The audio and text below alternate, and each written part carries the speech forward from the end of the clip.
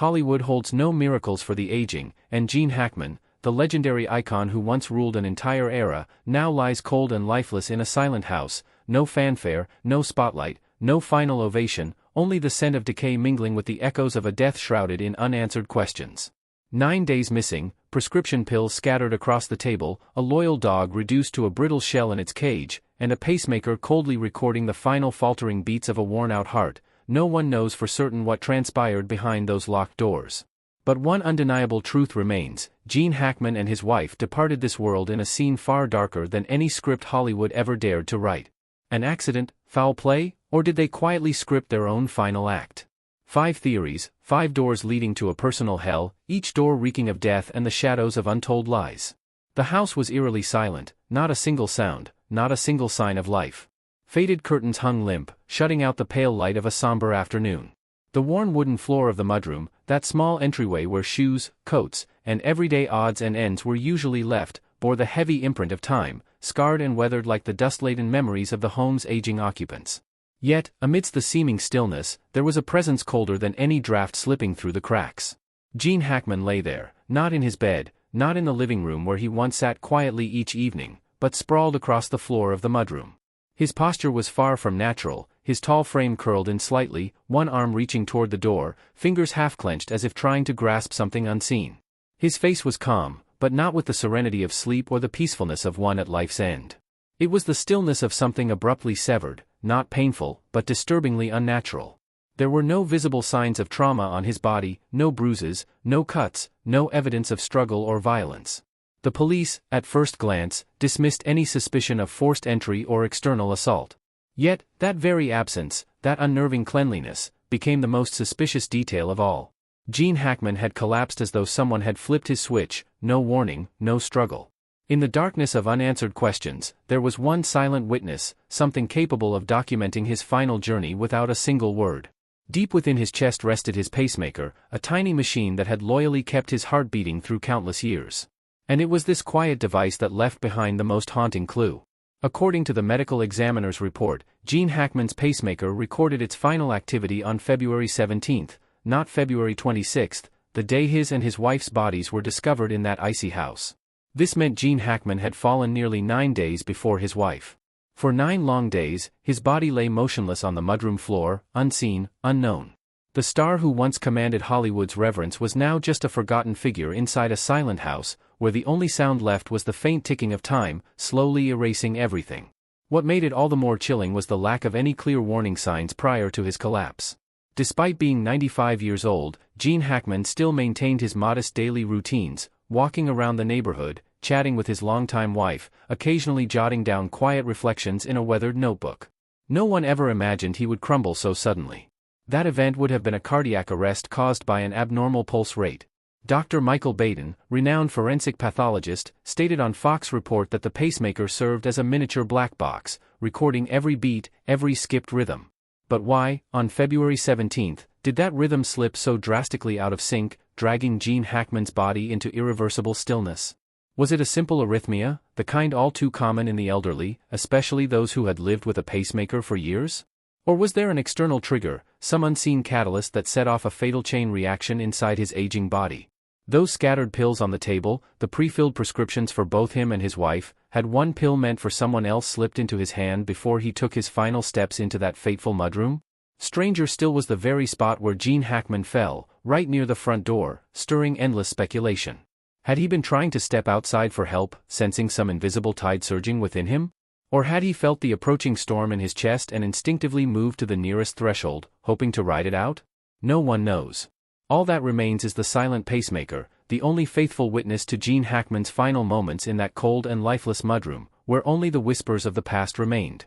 When the bathroom door swung open, the first thing that caught the investigators' eyes wasn't the expected neatness of a bathroom in a quiet home shared by an elderly couple. Instead, it was a scene of unsettling chaos. Pills of various colors were scattered across the countertop, spilling onto the floor, slipping into the cold crevices between the tiles. An empty pill bottle lay on its side, its cap torn off as if wrenched open in a moment of frantic desperation. Nearby, a small space heater had toppled over, its cord dangling loosely as though someone had clung to it in a desperate attempt to steady themselves, but failed. And there, in the very center of the bathroom floor, where the white tiles reflected the pale, tired light of a fading afternoon, lay Betsy Arakawa, the woman once affectionately known as the pianist's wife. Her body lay limp, as though every muscle had surrendered long before her final breath slipped away. There were no signs of violence, no struggle, no confrontation. Yet, it was the very absence of disturbance that made the scene all the more unnerving. Betsy had not passed peacefully in her sleep. She had collapsed right at the bathroom doorway, her body positioned halfway between trying to crawl out and succumbing entirely to the weight of her own failing strength. Her head rested lightly against the door frame, and her right arm stretched out toward the hallway, a hallway that led, with just a few more steps, to the mudroom where Gene Hackman had lain motionless for days. At first glance, it could have been dismissed as a simple fall, the kind all too common among older adults with balance issues. But when each fragment of the scene was pieced together, the overturned heater, the scattered pills, the unnatural posture in which she had fallen, the picture that emerged was something far more unsettling. It resembled not a mere accident but a desperate, silent struggle against something invisible and relentless, something that had been closing in on Betsy's body and mind, pulling her into an abyss she could neither name nor escape. On the bathroom countertop, layers of pill blister packs were stacked like hidden chapters of a story no one had fully uncovered: thyroid medication, typically prescribed for conditions like Hashimoto's disease or other endocrine disorders; blood pressure pills, the familiar lifeline of elderly individuals whose well-being hinges on the numbers flashing on a blood pressure monitor each morning; and Tylenol, seemingly harmless yet a silent witness to countless domestic tragedies across America. There was nothing unusual about an elderly couple owning a collection of medications like this. What exactly had transpired before Betsy collapsed on the floor? A panic attack, a sudden heart event, or something far darker, something no one had yet dared to imagine? The bathroom often holds the secrets people think they can hide, an anonymous investigator once said when reflecting on cases like this. The bathroom is where people confront themselves in their most unguarded state, both literally and figuratively. It's where they strip away every mask, exposing the silent aches, the blemishes spreading beneath the skin, and the buried thoughts they've pushed to the furthest corners of their minds. For Betsy, the bathroom hadn't just been a place to hide medications, it may well have become a battlefield where she fought for every remaining breath as her own body turned against her while the only person who could have saved her, Gene Hackman, lay unresponsive just a few steps away. The most frightening aspect wasn't the overwhelming list of medications nor the disordered mess left behind on the bathroom floor. It was the question no one could answer: what truly happened during the 9 days between Gene's death and Betsy's own? Had she known her husband had already passed, or had she spent those 9 days wandering the house alone, frantically rummaging through every pill pack, dragging her weakened body from room to room in a desperate search for some way to keep herself alive within the cold, indifferent walls of their once shared home? The toppled space heater, had she leaned on it after a dizzy spell, or had she tried to carry it with her, hoping to warm her increasingly fragile body when the only warmth in the house had faded 9 days earlier? Every small detail stitched itself into a hauntingly vivid tapestry, a portrait of an aging couple once living quietly in the long shadow of Hollywood's glow, now collapsed within arm's reach of each other, surrounded by scattered pills, a fallen heater, and a silence heavier than any tragedy the mind could conjure. And in that portrait, every pill that tumbled onto the floor was more than physical evidence. They were the slow, quiet drops of time leaking out from a lifetime closing itself off in solitude. February 17th, Gene Hackman's pacemaker registered its final activity at exactly 11:42 a.m., a fragile, fleeting signal from the heart of a man who once strode confidently down red carpets, who had held both the glory and heartbreak of Hollywood in the palm of his hand. But from that moment on, every single bioelectrical frequency from Gene Hackman's heart fell completely silent, an absolute silence so mercilessly complete that even the most rational theories trembled before it. What truly happened after 11:42 a.m. on February 17th? When Gene Hackman's body was discovered on February 26th, exactly 9 days after that final flicker from his pacemaker, everything inside that modest home had frozen into an eerie stillness. No signs of a struggle, no strange odors lingering in the air, no evidence of forced entry. The front door was left slightly ajar, but every lock remained intact, and the security system had never been disabled. Inside that house, there were only two people, Gene Hackman and Betsy Arakawa, and 9 days that stretched longer than a lifetime. The police called it the 9-day mystery. The first possibility, and perhaps the most haunting theory, was that Gene Hackman collapsed first, possibly in the mudroom or somewhere between the living room and the front door, a sudden heart attack or a quiet, insidious complication from the medication he took each morning. Betsy, the woman who had stood beside him for the final 3 decades of his life, found her husband motionless on the cold floor. Panicked and trembling, she tried to dial for help, but her hands were too weak, or perhaps the very medications she took each day had dulled her mind, leaving her unable to press the right numbers. Hour after hour passed in that silent house, where the only sounds were Betsy's fragile breathing and the cold stillness radiating from her husband's body. Eventually, after countless attempts to summon help, Betsy herself collapsed in the bathroom, where scattered pills lay like silent witnesses to her desperate fight for survival. The second possibility, poisoning. A scenario that might sound far too dramatic for such a private, reserved elderly couple, but the list of medications found in the house hinted at something far more unsettling. Perhaps they had mistakenly taken the wrong pills or taken them in dangerously high doses, triggering a cascade of adverse reactions their aging bodies simply could not withstand.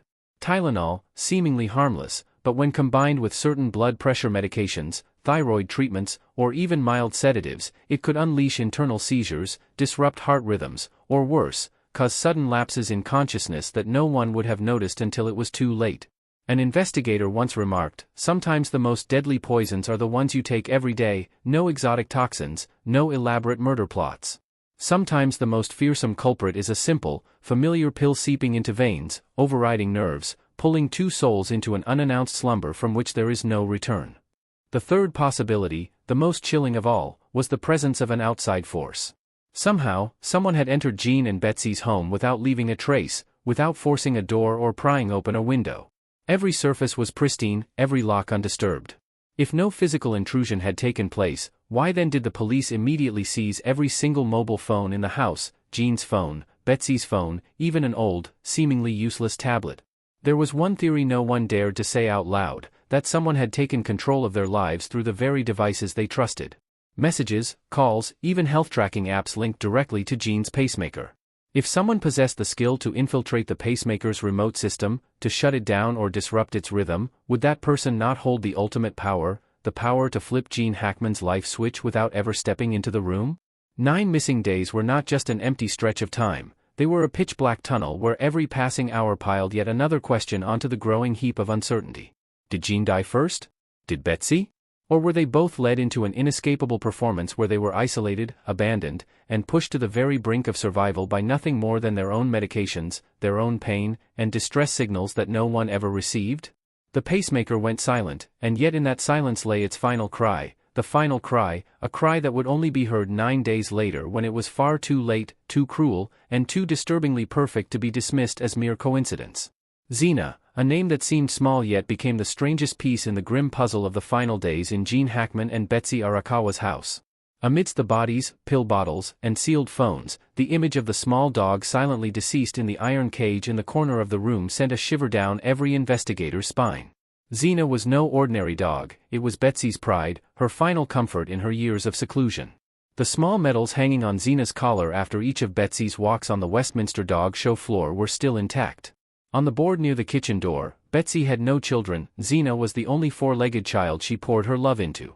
Not a single day had Xena spent more than 3 hours in its cage for Betsy.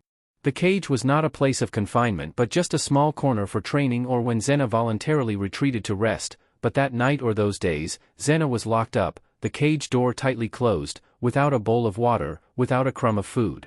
The police found Xena curled up, its legs contracted, its body cold from days past. Initially, investigators noted it as another German Shepherd, perhaps due to a file mix-up or simply because they couldn't imagine a prestigious show dog dying so alone. That small professional oversight inadvertently led to a series of unanswerable questions. Did Xena die before or after its owners? If it died first, why? From hunger, thirst, or another cause? If it died later, why did it remain still in the cage when all canine senses could perceive the approaching end? A loyal dog like Xena, living its entire life at its owner's feet, should have scratched at the door, howled, used every instinct to alert or attempt to rescue the people it considered its whole world. But no, Xena was silent. Xena died in its cage, as if someone had extinguished its strongest survival instinct. The cage, an inanimate piece of evidence, suddenly became the center of a series of bizarre theories. One of the most chilling theories, someone deliberately locked Xena up. Not Betsy, not Gene, because if either of them had locked Xena up before collapsing, they must have had an extremely urgent, even desperate, reason. But why? Why would an elderly, reclusive couple feel the need to lock their only beloved dog in a cage in a house with no signs of forced entry or danger?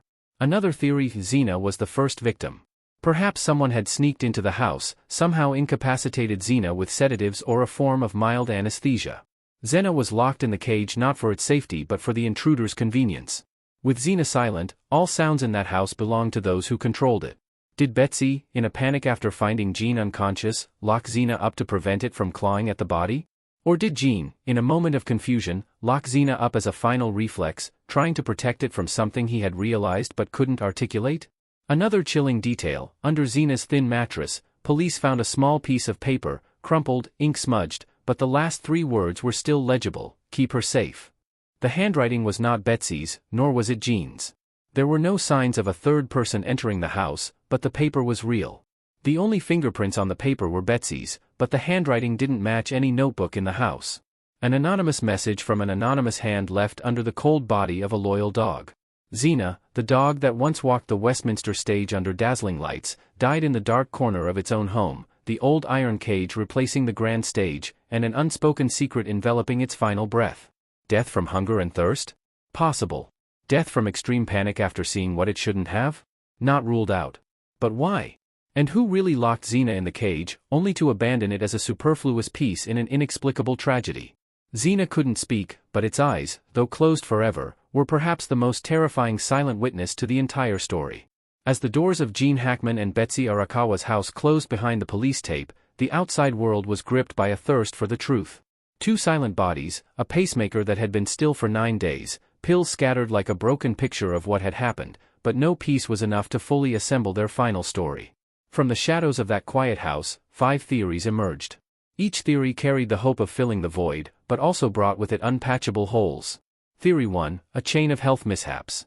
One afternoon, slow as any other, Gene Hackman suddenly collapsed in the mudroom, no sound, no struggle, just an aging body falling under the pale yellow light of the day's end. Betsy entered, witnessing her partner of decades lying motionless, lips turning blue, eyes wide open. Panic ensued. The small house had no emergency call button, the phone was out of reach. She rushed to the medicine cabinet, but her trembling hands dropped each bottle. Lids popped open, pills rolled across the floor, mixing together: thyroid medication, blood pressure pills, Tylenol, and other unlabeled pills. She collapsed on the bathroom floor, perhaps due to a surge in blood pressure, perhaps her weak heart couldn't handle the shock. The small heater beside her tipped over, the power cord sparking briefly before going out. No one knows how long Betsy lay there before everything truly stopped. However, why did Gene's pacemaker record a stop on February 17, 9 days earlier? If Gene collapsed before Betsy's eyes, how could she have survived for nearly 10 days, without food, without water, just waiting? Theory 2, poisoning from medication or food. The open pill bottles on the vanity and bathroom floor were not just signs of panic. Seasoned investigators knew those mixed pills could be evidence of a fatal error. The new prescription filled in early February, could it have contained a drug causing side effects, triggering a stroke in Gene? Or worse, were the pills mixed not by Betsy's mistake, but by an invisible hand? When the toxicology report was released, no potent toxins were found, but the slow chemical reactions from the combination of legal drugs were another story. A sophisticated medical trap? Plausible. But who had the patience and malice to set it? Theory 3, heating system and mysterious toxic gas. The mini heater placed beside Betsy was not new. It was a heater she bought from a nearby secondhand store, drawn to its vintage look. But old items carry their own history, and not all histories are clean. Police found no carbon monoxide, but that was just one on a long list of potential toxic gases that could be produced by a faulty heater. Invisible, colorless, odorless gas seeping into both their lungs, stopping Gene's heart, then slowly extinguishing Betsy's fragile breath. The only problem? No physical evidence to prove this theory. Theory 4, external interference. No signs of forced entry. No security cameras recording strange figures. No witnesses hearing unusual noises. But both their phones were immediately confiscated, a rare move if this was just a natural death. Someone entered the house, leaving no trace, no message, but leaving a perfect tragedy. A professional hand, knowing how to manipulate Gene's heartbeat, knowing how to create a clean scene, as if no life had been taken. Theory 5, an agreed death pact. Suicide. These 2 words flashed through the police chief's meeting room. When 2 lifelong partners face unnamed illnesses, aging fears, and silent death, they might have chosen to leave together, a silent agreement, an unwritten pact. But Gene's pacemaker stopped 9 days before Betsy. If it was an agreement, why was the gap so long? And who set the locked cage for Xena, the only four-legged witness, as if to silence any final desperate barks? 5 theories. 5 paths opening into a dense maze. Each road leads to a dead end. And in that dead end, 2 names, Gene Hackman and Betsy Arakawa, quietly disappear, leaving a cold void where the truth may have been buried forever. Amidst the disjointed pieces, from cold bodies, scattered pills, and a silent pacemaker, Gene Hackman and his wife left behind a maze with no exit. The truth is still struggling beneath the mud of mystery, waiting for someone to dare to expose it.